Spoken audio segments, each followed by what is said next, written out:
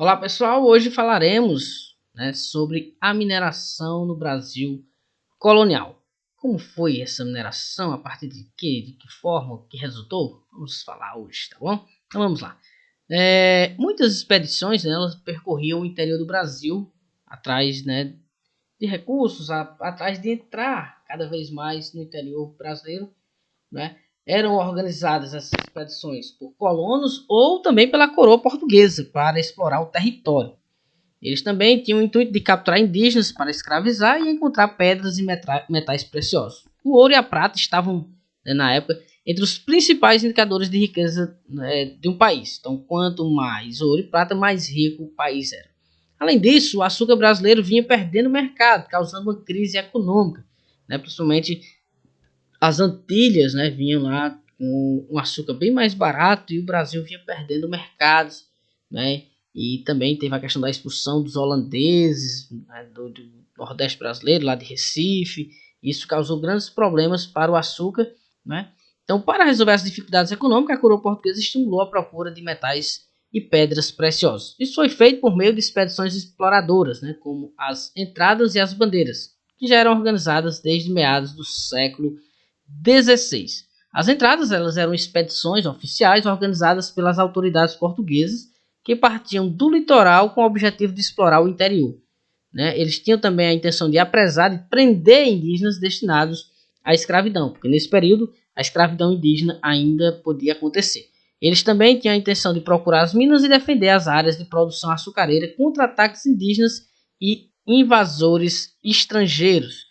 Já as bandeiras elas eram expedições armadas, e organizadas em geral por particulares de São Paulo, que partiam para o sertão em busca principalmente de índios para trabalhar nas lavouras paulistas.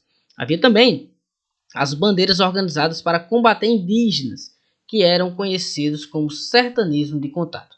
No século XVII teve início então as bandeiras de prospecção, de busca por metais preciosos. As bandeiras de prospecções eram organizadas para procurar pedras e metais preciosos. Esses bandeirantes, abriram importantes caminhos que facilitaram expedições posteriores, como a que descobriu ouro na região de Minas Gerais. Além disso, pessoal, elas penetraram cada vez mais no interior em busca de riqueza. Então, os bandeirantes paulistas ultrapassaram os limites do Tratado de Tordesilhas. O Tratado de Tordesilhas é aquela divisão, que houve entre Espanha e Portugal, ainda na época que eles acharam o Novo Mundo, os novos territórios. Então, a faixa que cabia a Portugal era muito pequena, e os bandeirantes conseguiram aumentar muito do nosso território hoje, ele é da forma que é, muito em função dos bandeirantes, contribuindo para a ampliação do território português na América. O ouro inicialmente descoberto pelos bandeirantes foi o ouro de aluvião, que era encontrado em depósitos de cascalho, areia e argila, que se formaram próximo às margens ou na foz dos rios. A notícia da descoberta de ouro, atraiu muitas pessoas para essa região. Essa área alcançou uma densidade demográfica alta, que provocou o primeiro surto urbano do território brasileiro. Quer dizer, muita gente, quando saiu a notícia, correu para as minas. Os primeiros campos de garimpeiros eram improvisados e marcados pela precariedade. Um dos principais problemas era a ausência de lavouras e a escassez de alimentos, o que levou a muitas disputas por comida na região. Então, por volta de 1693, nós vamos ter aí questões envolvendo interesses, divergentes que causaram então a Guerra dos Emboabas. Vamos ver como foi isso. Então, o paulista Antônio Rodrigues Arzão descobriu o ouro perto de onde é hoje a cidade mineira de Sabará.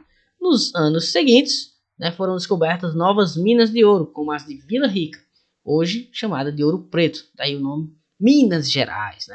Assim que a notícia se espalhou, aí milhares de pessoas das mais diversas condições sociais foram para o sertão mineiro. Vinham de Portugal e das mais variadas regiões do Brasil. Da África foram trazidos milhares de indivíduos escravizados para trabalhar na mineração. E aí, a Guerra dos Emboabas, pessoal, ela surgiu da disputa pelo ouro entre os paulistas e os forasteiros, que eram chamados assim os portugueses e pessoas que vinham das outras regiões. os paulistas tinham achado as minas e se achava dono. Quem vinha de fora era chamado de forasteiro. Então os portugueses que vinham de fora, as pessoas que vinham de fora, os forasteiros, vamos dizer assim, eles eram apelidados pelos paulistas de emboabas, que significa forasteiros, tá bom? Então os portugueses foram proibidos de entrar na região e reagiram pegando em armas. O conflito se estendeu por 2 anos e ficou conhecido como Guerra dos Emboabas. O conflito foi vencido pelos Emboabas, né? O governo português decidiu fazer algumas mudanças para ajudar a controlar a região, enviou ao Rio de Janeiro um novo governador, criou a capitania de São Paulo e de Minas de Ouro, né? Depois vai ser chamada Minas Gerais, e elevou os povoados mais populosos à condição de vila. Então, foi dessa forma que teve início aí a questão da mineração no Brasil. Valeu, pessoal, um abraço a todos.